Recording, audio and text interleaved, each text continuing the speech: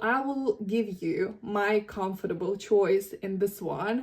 And then we can focus just on the heat itself and heat the piece evenly throughout. I create patina effect and clean it in my favorite way. Hello guys, and welcome back to my channel. Today we have a very nice piece of jewelry. I know, probably I say that a lot, but I truly love this piece because it's just so cool.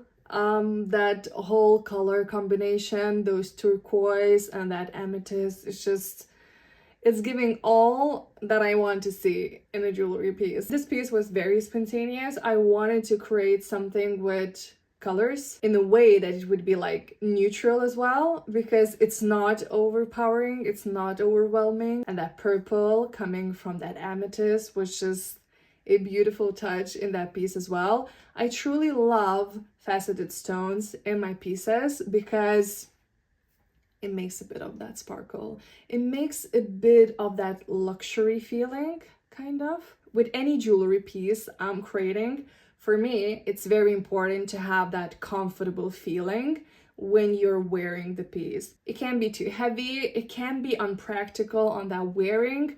Of course, it depends how you're wearing your piece. Maybe it's occasional piece and you would be like, okay, it's too pretty not to put on. I know that. But still, even though it's pretty, I want that it would be comfortable too. So it's like we're hitting a jackpot there. With this piece, we truly are, because it's comfortable, it's cool. You can wear it on its own or pump it even more with other jewelry of yours. It's just nice. You know, it is nice. So I will give you my comfortable choice in this one, and I hope it will help you to create more comfortable ear cuffs if you are willing to do so, or maybe you didn't even try it because usually it's like uncomfortable feeling as well. You can even use that small part as alone, you know, like just to have few cuffs on your ear or even more. And of course we have to create a lot of bezel settings for those smaller stones as well, so I will show you my way how I like to do that. And yeah, I think we have to start this. We're starting everything with design, of course. I love to use tape for that. It's just very practical. I like tape. To create the bezel setting, we need to measure the height of the side of the stone where it starts to angle. Usually stones are very uneven when it comes to that angle, so just take more measurements around the stone and choose the highest one to create that bezel. I put a bit more just to have extra metal to work with. If you don't have calipers, you can always just put a strap of metal and check where your stone is having that curve. Just go a bit above that and put extra metal too. I call it just a work metal because we need to file a sand, so yeah, we lose some. When I'm creating bezel settings, I love to use some kind of shaping tools. It could be pliers, it could be punches, it could be whatever you have, just to mimic the shape of the stone first. And it's truly very helpful to keep everything in place and to have that, you know, control all the time. And I love to have a bit more spring back before I'm bending, just to have those beautiful bezels, not like wrinkly and wumply to all the places. And finish everything off with pliers, just to have a beautiful spring back. It serves you the most because you can have a very good fitting when you're coming to the soldering station. And a very helpful tip, always look at the bottom. Bottom shows you everything, how it fits, how it's gliding. Make sure you look at the bottom. Now we're creating a pear shape setting for that gorgeous amethyst.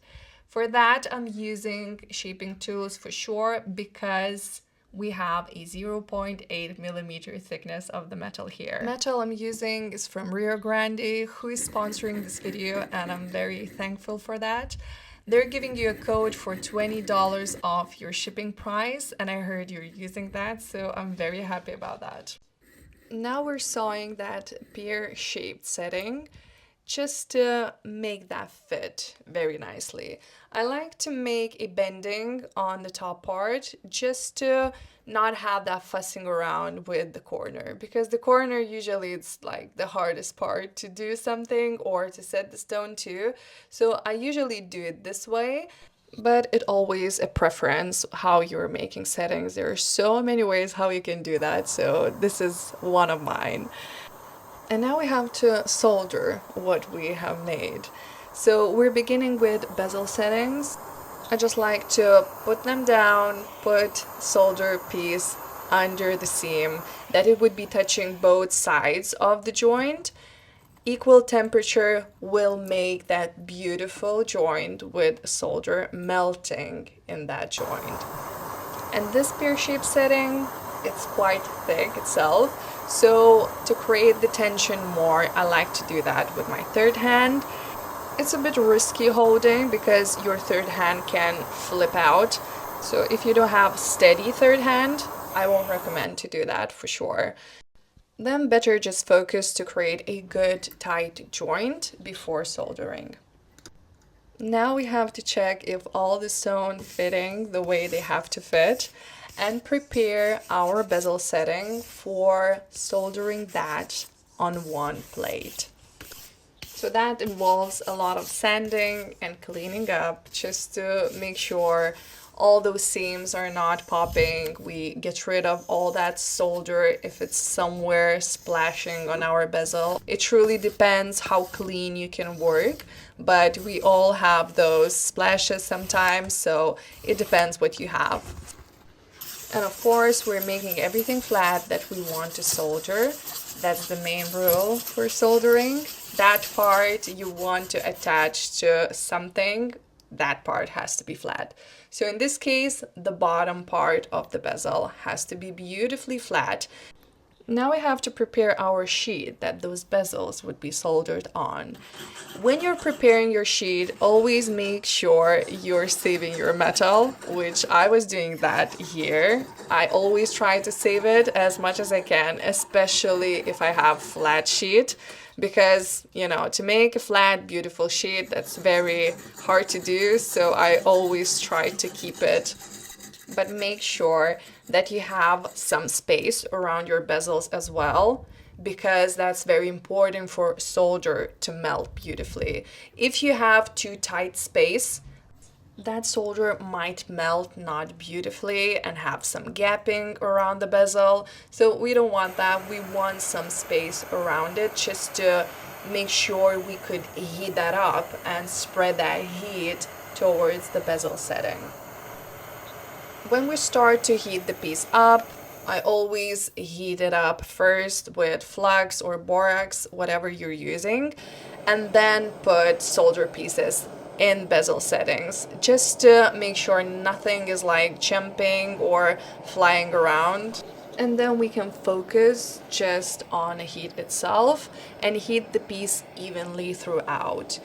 We're starting everything with heating up the bottom part because it's the thickest metal and the widest metal as well. So it will take way longer to heat up than for those smaller bezel settings. And usually if you heat up very nicely that bottom part, all those bezel settings will heat up with that as well because heat is transferring there. And I showed this part in real time, so there's no cutting out. You saw exactly when that solder is melting and how long it takes to heat up the piece. And now we have to saw the piece out, of course. So for that, we need a lot of lubrication. I don't show every time I'm using that, but if you want a smooth sawing, always use it more. And then again, we have to sand everything. So firstly, to get rid of the metal, I use wet and dry paper, make a mandrel out of it and just, use it that way. But in this case, you can use whatever you have for sanding. Sometimes I don't want to spend a lot of time on it, so I'm just using harsher silicone wheels or something like that. It depends how much of metal I have to get rid of. So in this case, it was quite a lot. So I would recommend to go with files first, because even when I was looking at that polishing, I was like, what I'm doing? We have to use files first. So yeah, sometimes, you know, you're just working, and forget that you could make everything happen quicker. So take file if you have more metal to sand out, and then go with a wet and dry paper or silicone wheels. It's just really a preference when it comes to sanding, how clean you're working, how everything is looking like, what you want to achieve. Sometimes we leave even edges on the same silver sheet, so it really depends on your preference and your taste in jewelry making. Usually I like no seam, so that's why I'm polishing like a crazy human. But yeah, now we're making that hugging part and that hanging part for our ear crawler. For that, I cut 8 centimeters of 1.3 millimeter wire thickness, join that in a circle. It didn't have to be perfect because we have to stretch it out. Either way, you can use your pliers or whatever you have for this step, and make it as wide as you like, actually, because it really depends on a preference in this step. I just like how narrow cuff looks like on a piece like this, so I made it pretty narrow here, but you can choose as you like. This comfortable thing about the hugging part coming from that bended wire, that it's not something that would be digging into the skin. That's why it makes it comfortable. And now you just have to create it as a hug, and not to make it fully round, if that makes sense, because I'm coming with pliers and making those closing parts a bit more flat, because ear in general is not round, so I don't know why all cuffs are round. And when it's round, usually it's not even touching ear on all the space, it's just touching with that ending part. So we want to touch that ear as much as we can with our cuff, because it will create more balanced weight on the ear. And now we need to solder ear post. I did that firstly, and then solder that hugging part separately. I'm soldering earring post, I will tag here in the screen. And now I want to keep your focus on how I'm holding third hands. I'm working just with hard solder, so if I'm reaching solder melting temperature, it will get liquid in all the spaces. So I put a second third hand on my already soldered earring paws, because it's very thin part and we can just melt it down pretty quickly. That's why we're using second third hand, just to make sure we're having a good heat sink there. And now when we soldered everything in one piece, finally, we have to sand again. Yes, I know. I really don't like sanding, so I love to use radial discs for that, because it's even enjoyable sometimes to sand it that way. But make sure you are careful with them as well, because you can lose some metal if you're not careful as well, because that pressure of the wheel and how you're holding the piece and how you're pushing the piece into the wheel can determine how it will be looking like after, you know? So be careful with those. With this piece, I create patina effect and clean it in my favorite way. That cleaning pad is something else, really. It just removes that patina where I don't want it pretty quickly as well. So that's what I like with my work. And now stone setting part, which took quite some time because we have to set some stones in. And with setting, the main rule, start with corners. We're making sure corners are right. I will tag a video where I was setting bigger round stone and I explained more how I'm doing that. And when we have more stones on one sheet and narrow spaces between them, bezel pusher like this is very nice because it can go in those tight spaces. If it's too wide still and you have more narrow space. You can just use a sheet of brass or a sheet of copper and then wiggle that in that space, that your bezel settings would be going to sides more, and then come back with the pusher and with the hammer to finish that off. Now I'm creating a seat with a round burr for my faceted stone to be set in, and I hammer it the same way as I did with other stones. And voila!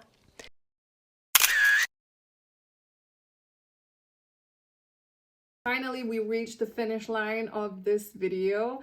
Finally, I showed you air cuff on my YouTube channel as well, because I have this piece for quite some time. I just wanted to show you that creating process. If you have some questions, leave that in comments, and yeah, I hope you like it, and I will see you in my next